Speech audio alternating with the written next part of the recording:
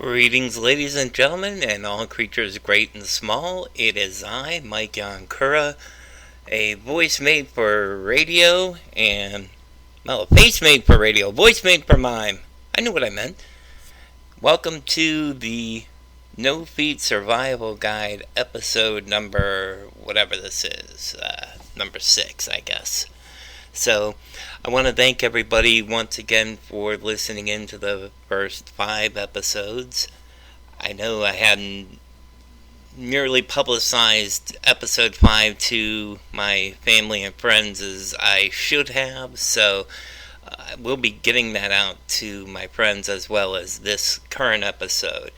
So, for those who did miss episode 5, it was basically about work life after the kidney transplant and some of the changes I had gone through, and we now come to the point of where we find out why I've got no feet. And this is something that has happened within the last, well, it ended up happening end of March, beginning of April, where my right foot was amputated, so that without prosthetics I'm probably about 4'8", 4'7", however you want to put it, and I have prosthetics again, and we'll kind of get into that as we go along.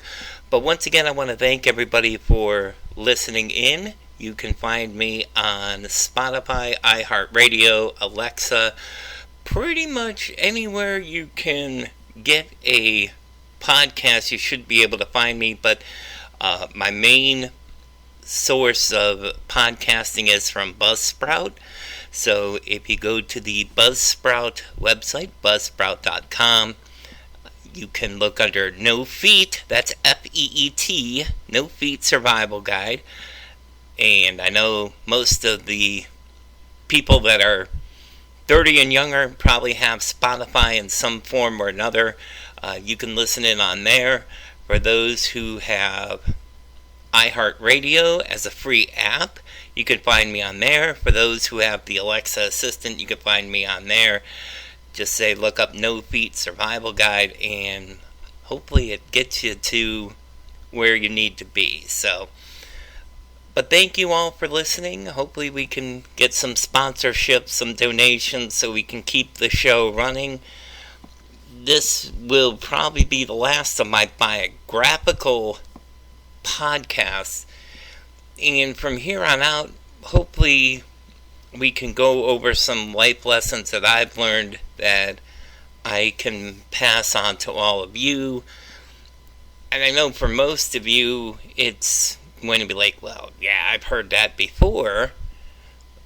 But for those who have heard it before, and you kind of hear it from my perspective, maybe you'll go, yeah, you know what, I can try and maybe apply that to my life and hopefully make myself a little bit better, because that's the goal for everybody here, I would think, is on this life to make yourself a little bit better so you can serve God, you can serve your fellow human beings in the best way that you know how. And this is my little contribution, I suppose, is to try and give you a positive outlook from all the challenges I have faced in my life, whether self-imposed or through bad circumstances, however you want to put it.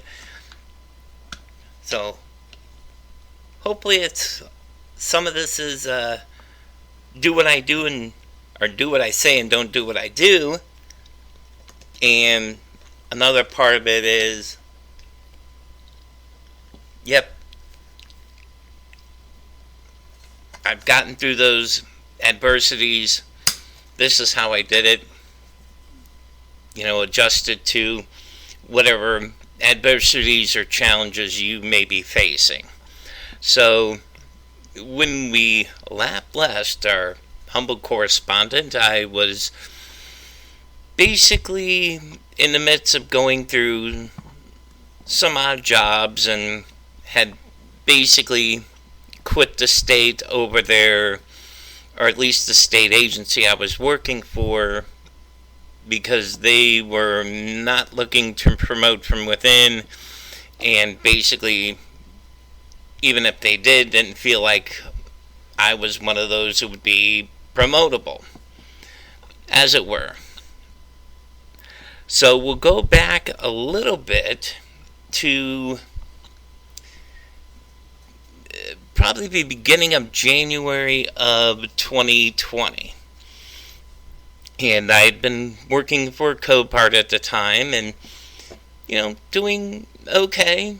Not the greatest living in the world, but I was doing okay. I was doing my job. I had the approval of my immediate supervisors, so I was plugging away. And one day I got a call from a friend of mine who I had been Facebook friends with for a few years now. We had some mutual friends in the real world and what have you.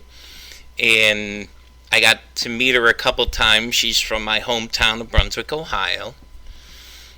And she had moved back up to Brunswick for a little while to, one, take care of her dad. She had moved down to Florida many years before, was having a good life and everything, and came back up here to take care of her dad for the most part. So I got to travel up and actually meet her in person, and we obviously got along very well. We do to this very day. So God love you, Kim. I hope you're listening to the podcast, and I hope you feel better too. She's having a bit of a health challenge of her own within the last 24 hours or so. So Godspeed to you. Hopefully you'll be back up and running in no time at all. But in any event, she was having issues at the time she moved back up to Brunswick with her current boyfriend. And it didn't end very amicably at that time. So she had moved back up to Brunswick, was taking care of her dad, and was looking to move back down to Florida to get things rolling again with her life. So she had gotten back down there probably around the fall, I would say, of 2019 would be my best guess, and had basically gotten back with her boyfriend. It is what it is, so I'm not going to poo-poo it one way or the other. I did get to meet her boyfriend for a little bit, and, seemed like a very nice guy, so I can't knock it for anything, so. But, and anyway, back to where we were in the story here. She had given me a call right around January of last year, which was 2020, saying, hey, my boyfriend owns a couple of apartment properties, and we're looking to sponsor a drag race funny car for the NHRA. I was like, oh, that's cool. You guys would be traveling around and everything like that. And she goes, yeah, I'm kind of thinking of trying to get somebody down here to Fort Lauderdale to oversee those properties while we're traveling. And she had mentioned my name, and I was like, oh, okay, yeah, I could see me going down to Florida, possibly running a couple of properties like that, so sure, why not? So that got the seed planted in my head to possibly move from Columbus, Ohio to Fort Lauderdale, Florida. So we had talked about it for a little bit and said, okay, this is a possibility. I'd have to come down there and interview, obviously, and get everything worked out so that when they sponsor this funny car, that it would be left in my capable hands. Then a little something called COVID hit, and that obviously put a little kibosh on those plans. I ended up being released from Copart in middle of April of last year, so it was time to explore other possibilities. So Florida became a new possibility for me, as well as looking for work up here in Ohio. So come May, got an offer from Amazon to work in their warehouse in West Jefferson, Ohio, a little bit, about a half hour west of Columbus, give or take. I was like, okay, I'll give this a shot. It was 3 12-hour shifts, and it was basically taking items that have been shipped in from different warehouses, scanning them in so that they're on the website. You put them in the little robotic shelves, and the shelves go back until somebody buys them. Well, I worked one 12-hour shift, and still having one good foot and one bad foot at a time, doing all that stepping and scanning and putting in shelves consistently for 12 hours. I was dead dog tired after that 12-hour shift. And I think the only saving grace for me was having a short walk to the parking lot to my spot up close, because obviously I have triple people person parking, and going home from there. Now, since I moved down to Columbus, I've been in the same apartment now for going on 11 and a half years, I suppose.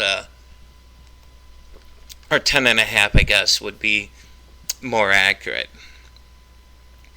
And for those who don't catch the reference of me living in the Laverne and Shirley suite, I'm basically below, my apartment's below ground, about 8 steps down and into my apartment. So I got home from Amazon, parked in the closest spot I could, which was right next to the walkway that leads to my stairs to go down to my apartment.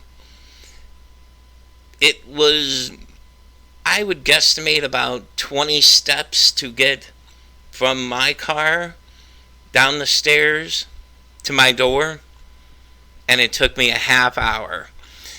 And I knew right then and there was no way I could work at Amazon, because one, that was a young person's gig for the most part.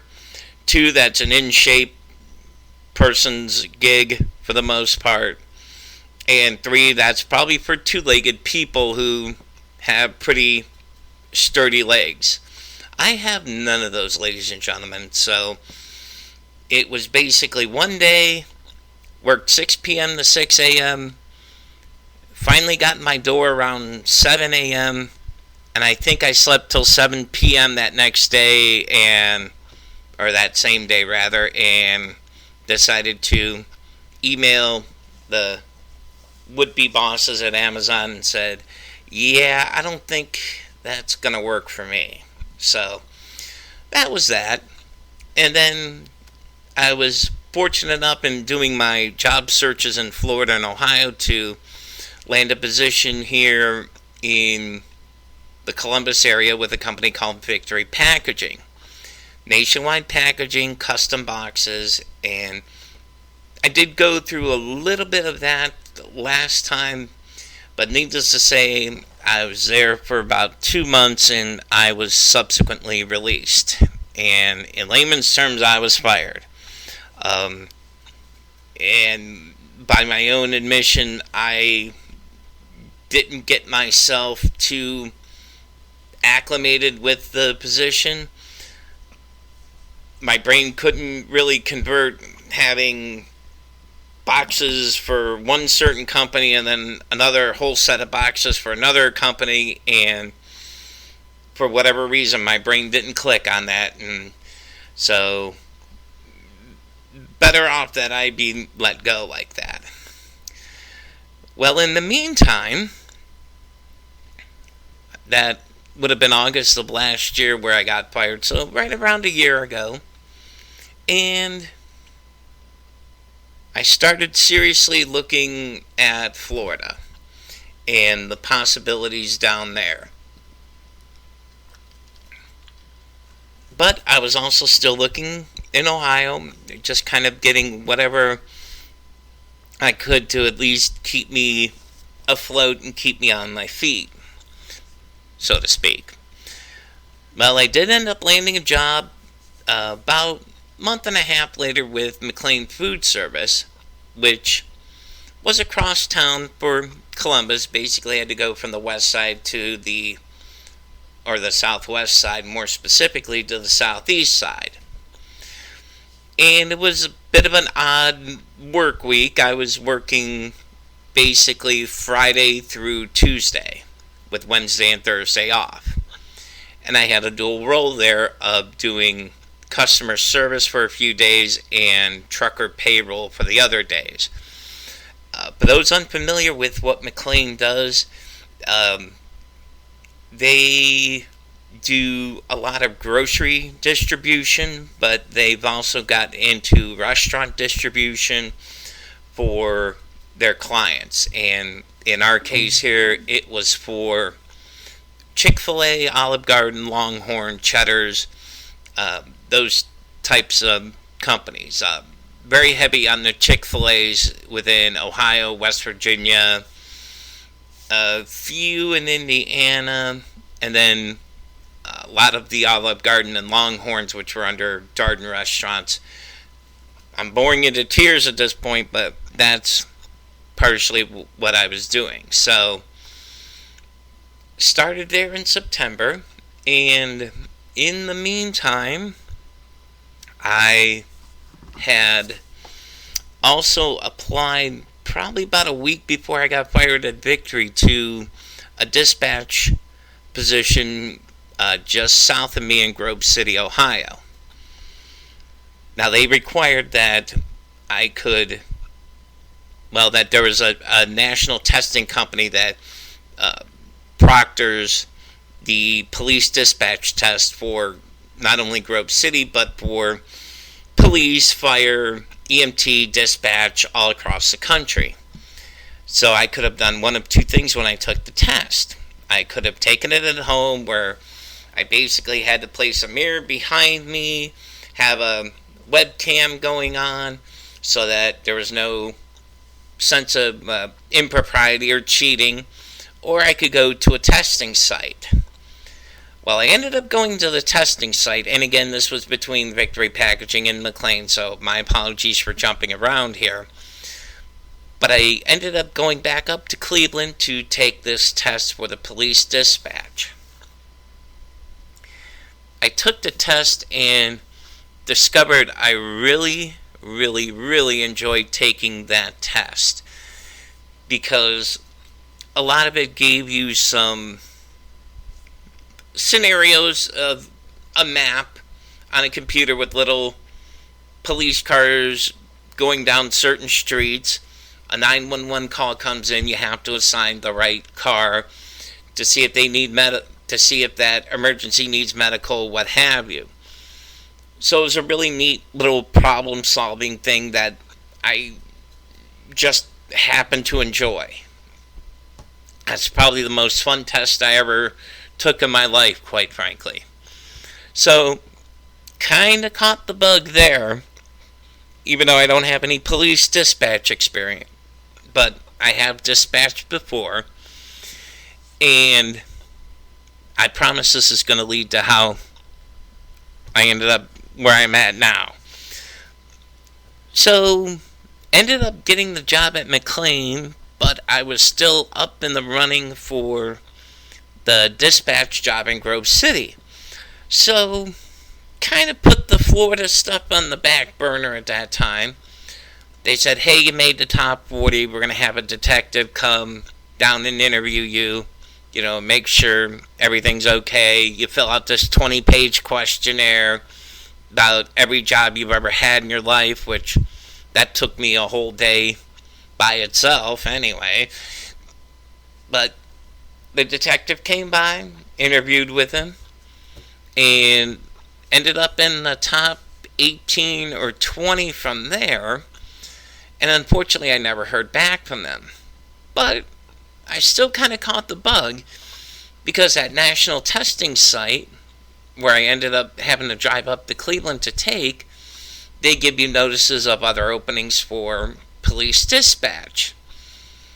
And there was one for a town south of Columbus called Circleville, Ohio, which is in Pickaway County.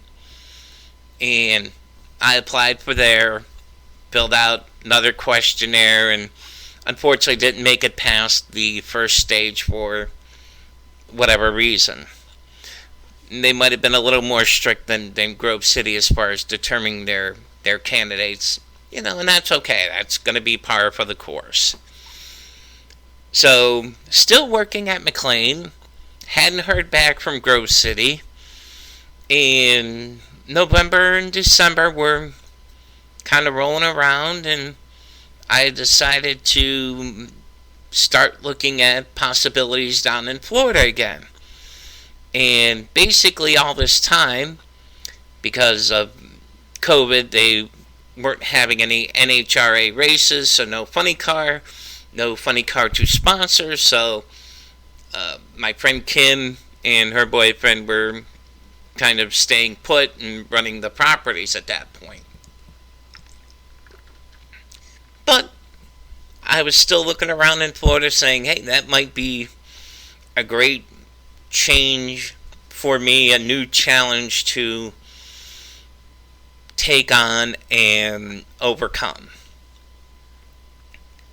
So, looking around on Indeed.com, where I was looking for jobs in Florida, right around beginning of January of this year, I would say, there was a job opening for police dispatch in Coral Springs, Florida.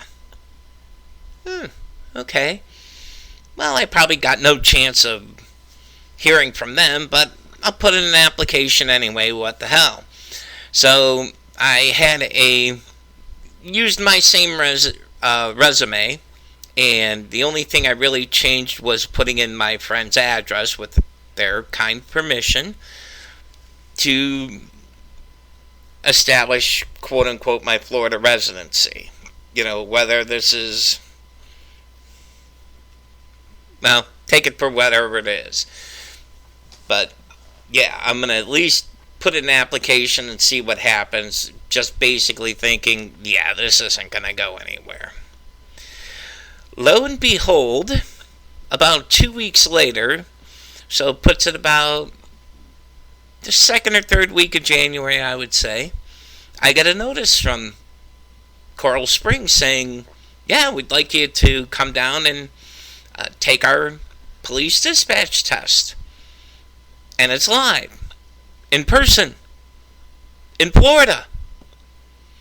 I'm like, okay. So I ended up requesting a couple days off, a Sunday and a Monday, I believe, with McLean at the end of January and right on February 1st, because I believe that was the Monday.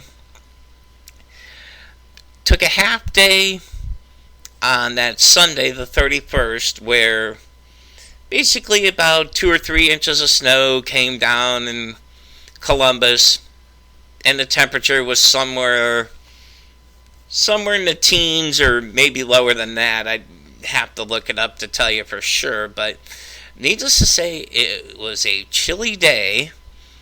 I fly down on a Sunday to Fort Lauderdale, where they considered it chilly, which basically meant it was about 70 degrees. And even just having my friend pick me up at the airport and taking me to her house where we just kind of sat around and BS'd a little bit and had some dinner. But her and her boyfriend live on the intercoastal of Fort Lauderdale. And for those unfamiliar with what I'm talking about, is you basically have the Atlantic Ocean, you've got a strip of land in Fort Lauderdale, and then you have a canal, probably about, I would say, maybe 5 miles inland, if that, and it may be even less than that, but there's one main canal and a series of smaller canals that boats can go through, as opposed to heading out to the ocean and then heading back in.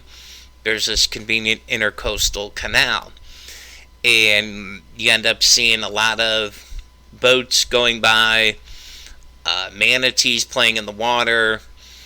And that evening, January the 31st, I could have slept outside, ladies and gentlemen. I mean, it was 70 degrees. My friend, who had been spoiled by living in Florida for the last umpteen years, was wearing a sweatshirt. I'm wearing a t-shirt and jeans, and there was such just the nicest breeze blowing by. I could have lounged back in that chair and slept there all night, but I had work to do. So, got up early on the 1st. My friend Kim took me over to Coral Springs while she went and ran errands, and I ended up taking the test. Now, I did find out later that Coral Springs, Florida, that particular police district also includes Parkland, Florida.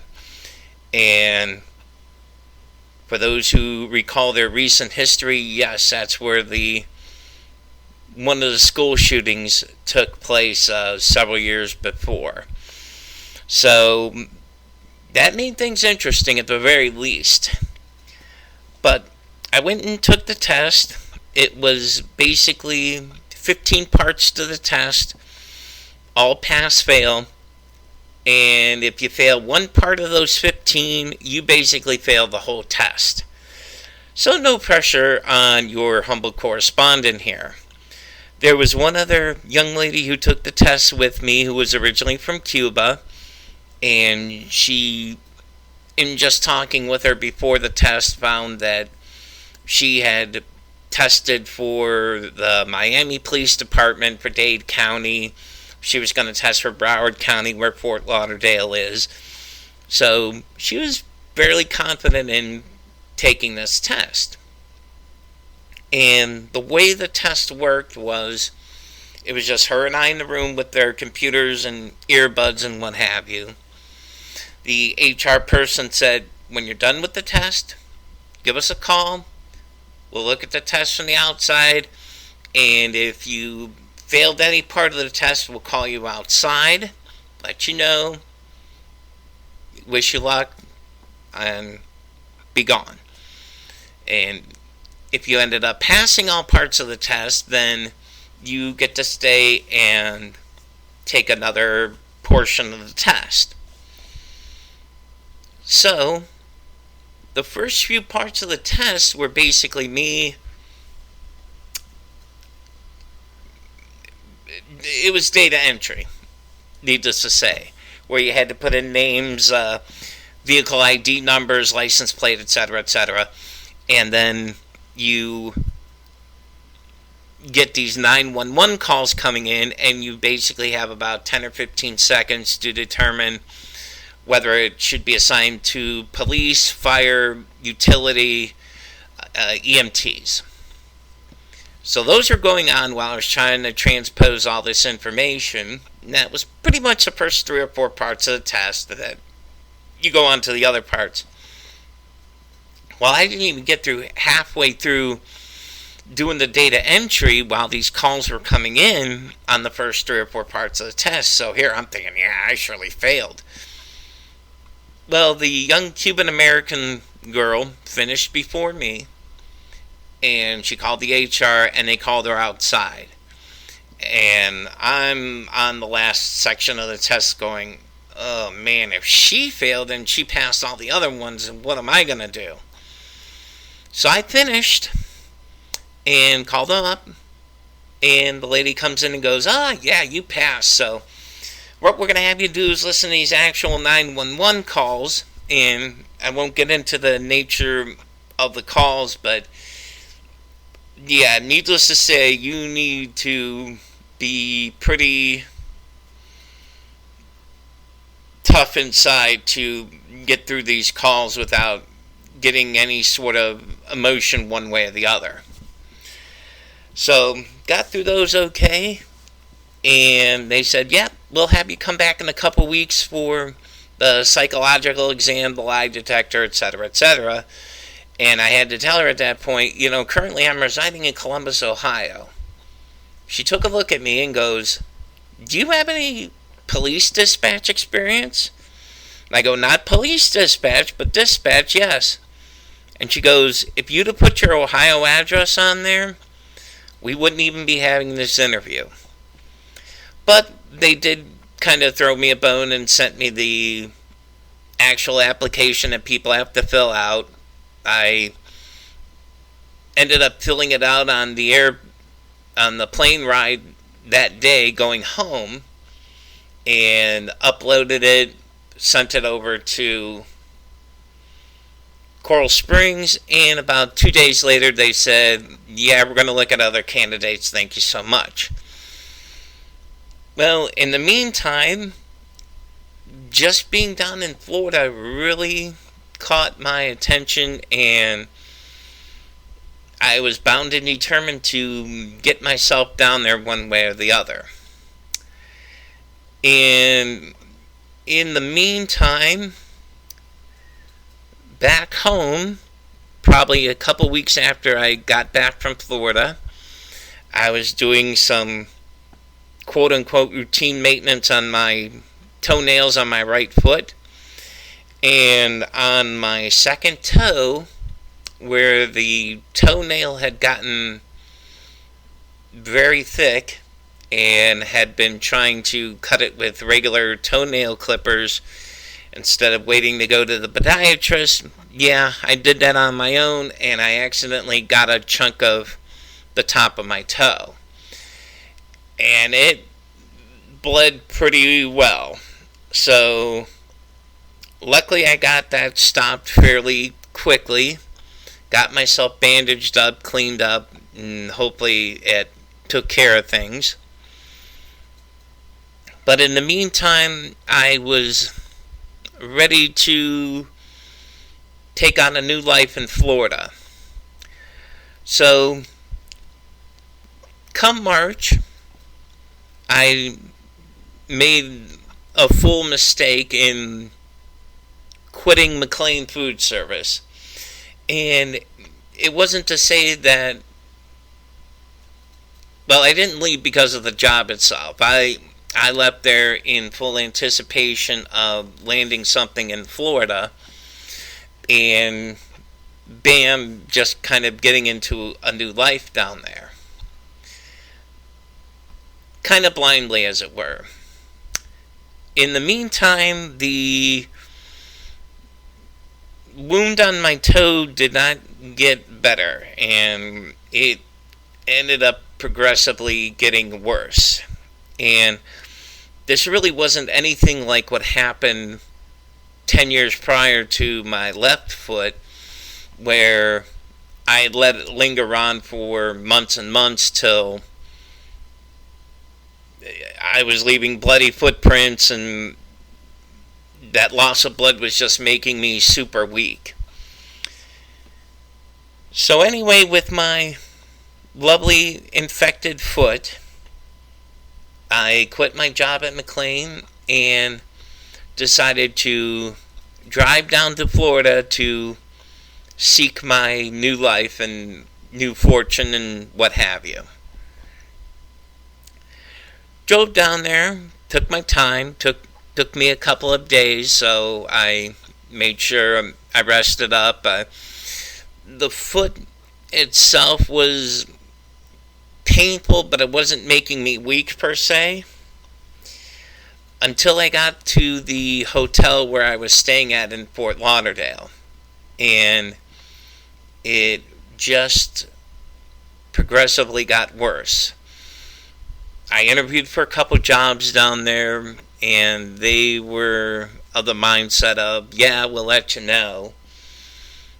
But one thing I will say for a couple of the places, and I won't mention their names specifically, but when I got a look at their quote-unquote call center and saw what the customer service reps were, how they were conducting themselves and how they were doing phone calls when they had incentives to perform well. And it was as if there was hardly any incentive there. And I took one look at that and I was like, they need to hire me, because basically I'll lap all these people in about 90 days, and that's how much confidence I have in myself as far as a customer service rep and just talking to people go. You know, getting them set up for appointments and things along those lines. So I was waiting to hear back from them. Had a couple, ended up with about 4 or 5 interviews in 4 days' time. But in the meantime, the infection that was on the second toe of my right foot, my actual foot, spread over to my big toe. And that's when I really started to worry. And I was thinking about how I was going to get myself home, in relatively decent shape, one, and then two, figure out what to do from there as far as either moving down to Florida or, somehow staying up here in Columbus, Ohio. So before I left to travel the 1,100 miles or whatever it is back to Columbus, I ended up developing a severe case of the hiccups. And for those who have had hiccups for more than an hour at a time, try having it for a week. It was absolutely mind-blowing, first of all. Talking to people over the phone was a challenge unto itself, because these hiccups are coming out of me every 5 seconds, and it was just incredible, and anything I tried to do weren't getting rid of them. And obviously, looking back, or I kind of knew, it was one of those things where I knew in the back of my mind before I kind of thought it out loud, was that, yeah, this has got something to do with the toe, and it's my body more or less, quote-unquote, fighting back. So I drove home from Florida, and I believe this was the Friday before Palm Sunday, which would put it right around the 27th of March, I believe. Don't quote me on that, but it's right around that area. And drove back from Florida, hiccuping all the way. Had to pick up some medications that had been on order that finally arrived, that obviously I wasn't at home to pick up, so had to pick it up at another location. So did that on the way back to getting home, and that was more or less on a Saturday evening that I got home. And Saturday, Sunday, and Monday were basically just days of, I couldn't even get myself out of bed. I couldn't sleep because I was still hiccuping the whole time. And my foot had gotten progressively worse, and I was trying everything I could think of to try and at least slow down what was, to me, was going to be inevitable. And I really didn't want to think that possibility again, especially considering what I went through about a decade before. So finally, on Tuesday of Holy Week, or it might have even been Wednesday of Holy Week. I honestly can't remember, but needless to say, I called my upstairs neighbor who normally worked third shift and caught her as she was coming home and said, "Hey, can you call an ambulance and wait down here with me when they come?" And even she knew that, yeah, I looked absolutely terrible. That basically looked like any color in my face was gone and it looked like slate basically. So the EMTs came along and they took me to Ohio State University at my request, even though there was a hospital maybe about 2.5 miles away, and honestly, I wouldn't be caught dead there. And I have my reasons for that, but in any event, I won't mention that name either, so I'll kind of leave that out of it. But I said, please take me to Ohio State Medical Center. And I was taken there.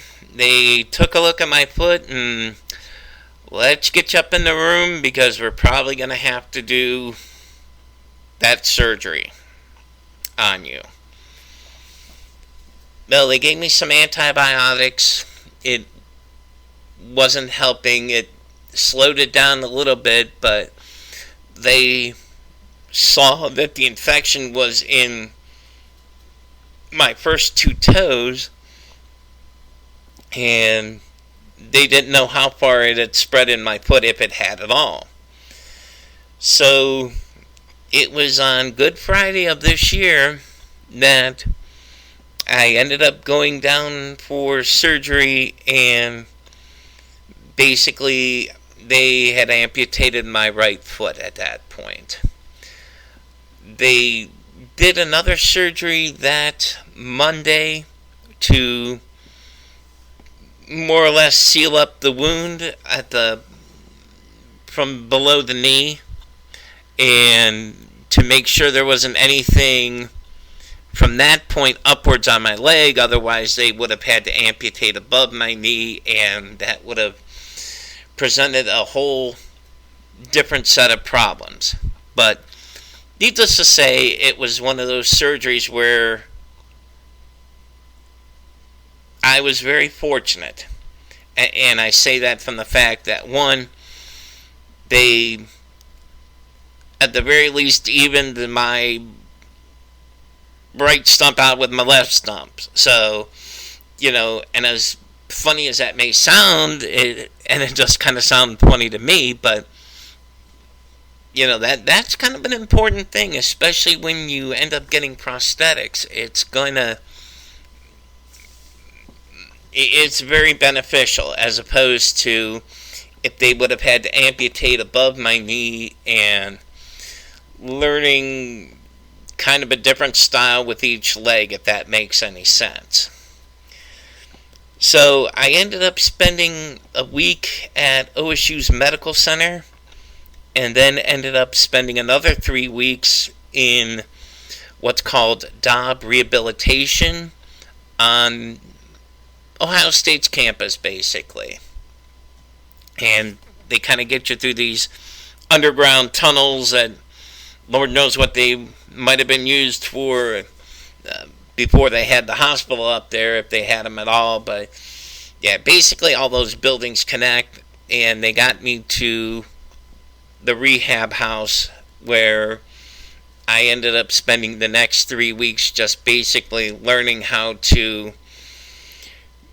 get my sorry butt from a wheelchair to a seat and to a shower bench to wherever I needed to be. And I want to particularly thank those doctors, nurses, therapists there at Dodd Rehab who we certainly had our conflicts at times, but I knew they were being, it was definitely a tough kind of love that they instilled on me. As far as getting a wheelchair up a hill and learning how to not just let myself roll down the hill again, to basically making sure I'm as safe as possible going from, say, a wheelchair to a shower seat, which in this case was elevated, and basically learning how to transfer to get myself in a car and going upstairs ultimately, and things along those lines. That was a 3-week stay there, and obviously a lot shorter time than when I had lost my left foot and spent 6 weeks in rehab. They were definitely different types of animals. So, but I still try and use some of those methods, and all I've got to say is thank God they're not here to watch me transfer from going from, say, my wheelchair to the bathroom or anything like that, because they would probably be horrified and slap the living daylights out of me, I would say. But the one thing I've taken out of what has happened to me just this year alone, and never mind the fact that between Christmas and New Year's of 2020, I did end up getting COVID and having to be isolated for a couple of weeks, which, believe me, it stunk. But again, all credit in the world to Ohio State University, because they had given me an experimental antibody that I agreed to take, and I was over COVID despite my depleted immune system. I got over it in about 48 hours. Now, granted, I still had to stay home for 2 weeks, which absolutely killed me, because much like staying at home during the transplant, I was kind of getting sick and tired of finding out who the baby daddy was and what Judge Judy had to say, what sort of legal precedent she was passing down on people. And, well, in any event, 2 weeks at home just wasn't making things a whole lot easier. But in any event, even during that time, when I was in rehab, I did get a call from my friend saying, hey, one of the people from our property might be transferring themselves from Fort Lauderdale to Anchorage, Alaska. And I go, that's a real interesting transfer. And she said, if you want that apartment, let me know and we can get this arranged. Well, as with a lot of things that have been happening in Florida, those plans didn't come through. And the resident who was looking to transfer was kind of hedging his bet, as it were. So I'm still up here in Columbus. I got released towards the end of April, and I've been here ever since. The original prosthetic I had for my left foot, which I got in 2011, was basically falling apart, but the orthopedic place, and I do have to give out a shout to them, to American Orthopedic here in Columbus. Unfortunately, they only have local offices and aren't national. I would love them to be, because they've been nothing but fantastic to me. Basically, it fitted me for a shell for my right foot, and took a look at my left prosthetic and said, yeah, we're going to get you a matching set here, because that left foot, I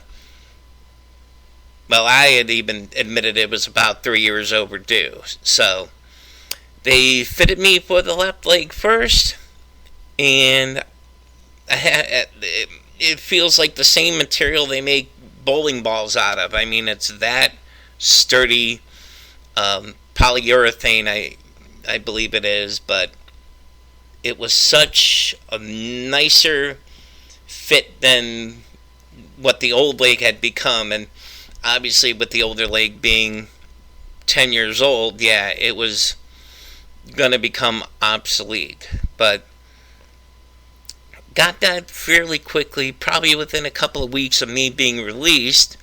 So at least I had a left leg to kind of wheel myself around and get myself up the stairs at least. So, and I could get up the stairs without the prosthetics, but yeah, getting around after that was certainly a challenge. But at least having one prosthetic on and not the other made things a lot easier, at least as far as people carting me around. And if I may say, at this point, I really want to thank, there's a few people I want to thank as far as getting me rides and being gracious enough to come pick me up and have me run my errands or do grocery shopping or wherever I needed to go. And I do want to thank George Dubrovic in particular for being one of my main guys as far as picking me up and carting my sorry butt around. But also thanks to Tim Sedlock, to Steve Hunter, to Stephanie Meyer, to Heather Hollins for getting me around the particular places where I needed to go. And to Steve Gregory, too, Stephanie's lovely and talented husband. So, again, I can't thank you enough for getting me around to where I needed to be. So, once I got my left prosthetic, my new left prosthetic, it was time to measure for the right prosthetic. And that's ended up being a little bit more of a challenge than getting my left leg done, for the simple reason is, one, I still had staples in my right leg below the knee, which is probably no more than 6 inches below the knee. Still had staples in there and had to wait to have those removed to get myself measured. Plus, my right stump is still more swollen than the left one for obvious reasons. And that it may end up taking a while, but yeah, there's a little different design with the prosthetic that I had to go through, so it was a little bit of a longer process. And thank you, God, for not letting my impatience show. And yeah, I ended up being a little bit frustrated just for the circumstances of the thing. Wasn't blaming anyone in particular, but yeah, I can only thank the grace of God for giving me enough patience to say, okay, I've waited this long, I can hold off a little bit longer. And it was actually on July the 2nd when I was blessed beyond words to have a new right prosthetic. And they were more worried about my balance more than anything, so once I had that on, I went on the parallel bars there at American Orthopedic and walked back and forth. And okay, my balance was pretty good. Just make sure you're staying on the walker so you can get your balance and everything like that. And yep, I was actually getting up and down on the walker. And if you're at Ohio State, you may want to cover your ears for the next minute or two. Since it was a holiday weekend, that Monday, with the parking lot of my apartment building being fairly empty, I was like, well, I'll try driving around on this thing and see what happens. Go nice and easy and slow. And so was going about 10 or 15 miles around on the parking lot, did a couple of laps. Nothing too dangerous, and I was able to use my right foot for both the gas and the brake. Cool. So the next day, I decided, what the heck, I'll go a couple miles out and maybe get some laundry done and pick up a lottery ticket or a scratch off at the local gas station. And that was when I found out that, my right leg's probably not going to respond too quickly going from gas to brake. And this is where I learned to use 2 feet basically to drive myself around. So if you see a little purple Trailblazer going the speed limit, and I'll leave it at that, and I'm grateful for that. And I'll tell you why, because you can ask anybody who's ridden with me that I'm a pretty aggressive driver. Or at least I was a pretty aggressive driver until the last month or so. But now I'm just paranoid enough where if I'm using my right foot for the gas and my left foot for the brake, and it's not terribly unlike driving a stick shift, I guess, but just learning how to coordinate my feet, and I'm still learning little bits here and there, but I'm driving pretty well, and I'm driving very defensively. So usually if you see me in a bumper to bumper at a red light, that car in front of me starts going on, just kind of easing it back to where I'm far enough behind that driver in front of me where in the off chance I miss that brake with my left foot, and well, needless to say, I'm driving very carefully. Or in the famous words of Raymond Babbitt, I'm an excellent driver. But that's where I'm at this point in my life. And through all this, I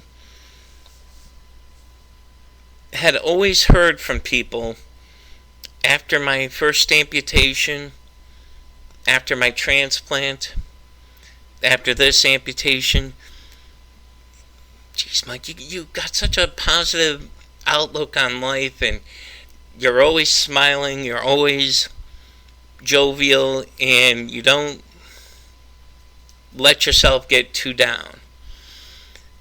And you're such an inspiration. And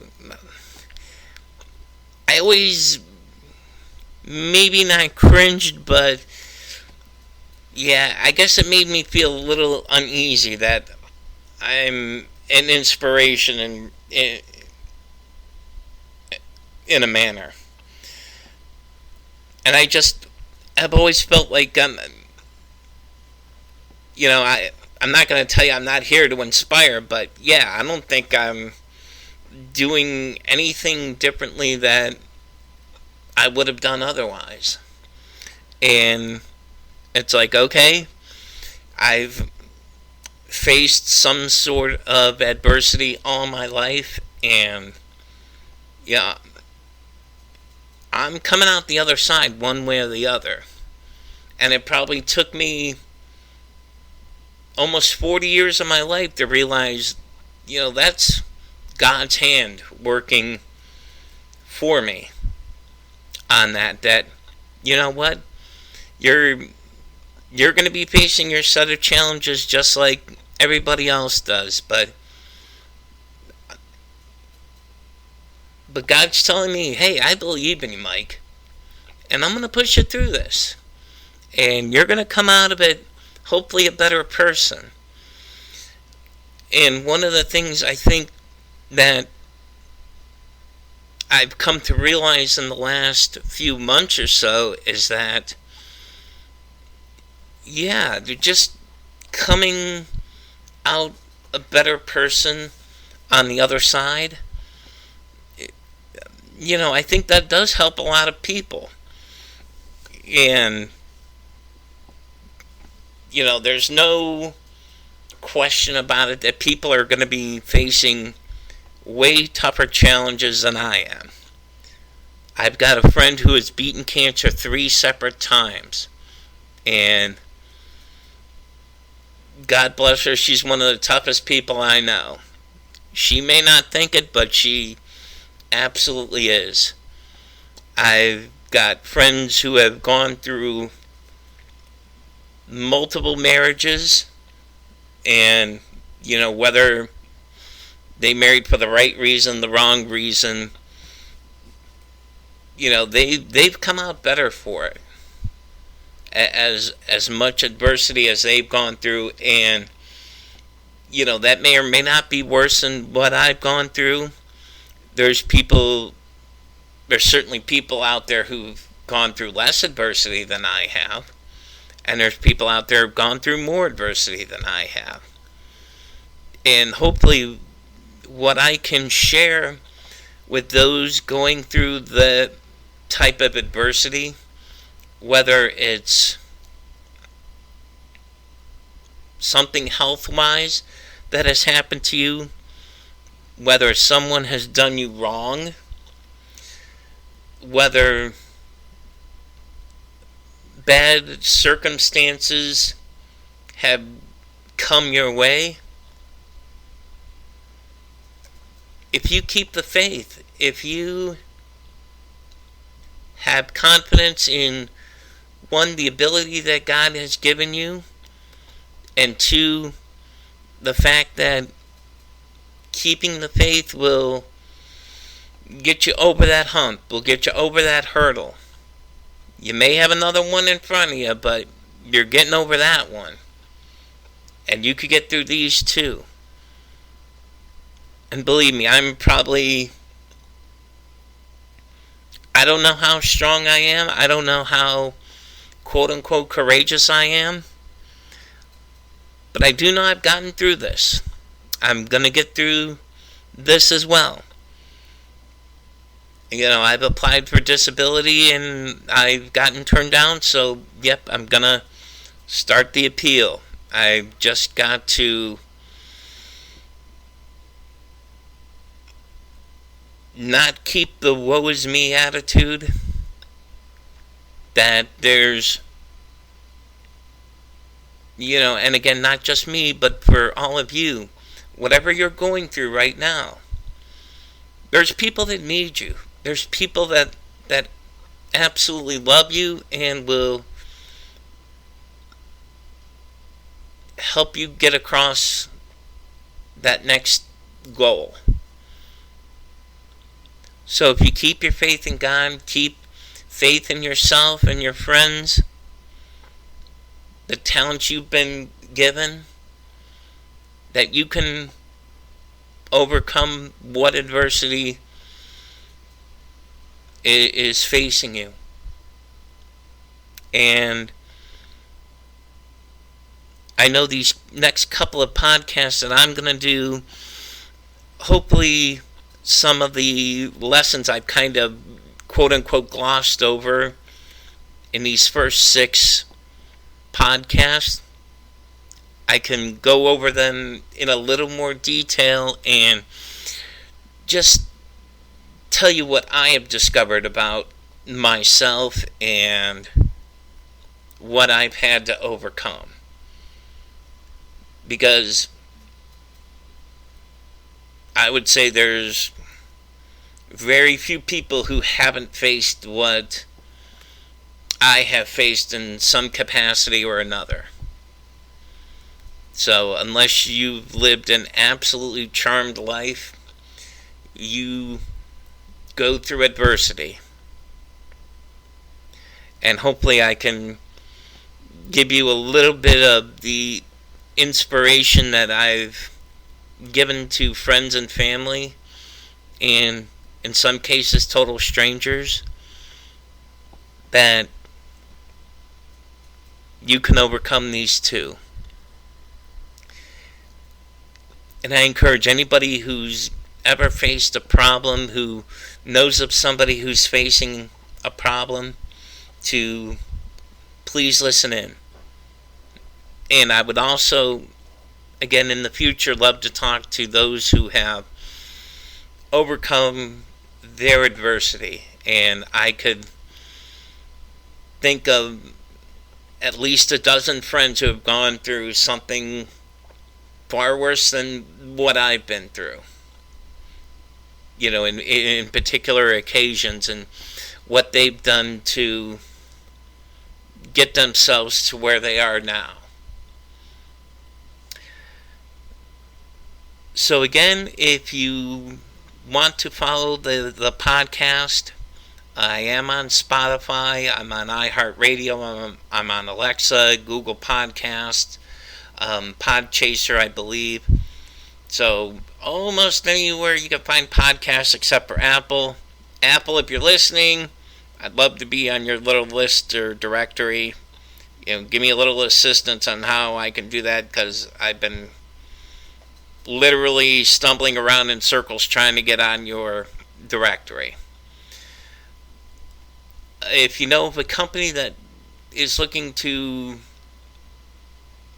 be a sponsor, you're more than welcome to contact the show at nofeetsg@gmail.com. So that's nofeetsg@gmail.com. We do also accept donations through Venmo under my name, Michael Yonkura. That's Michael, common spelling, Yonkura. So for those who have a Venmo account, if you do wish to donate, because it does cost money to keep these podcasts running. And as the Queen song says, I'm just a poor boy. But here I am, a boy in his microphone. Hopefully I've given you some food for thought here. And that you listen next week. And I'm not sure which subject I'm going to go over, but more than likely I think it's going to be how I refuse to let myself be a victim.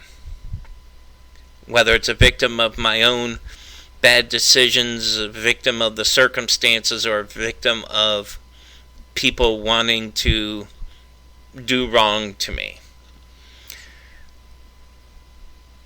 And how maybe to have a good mindset for it, and to not let yourself get into a cycle of woe is me.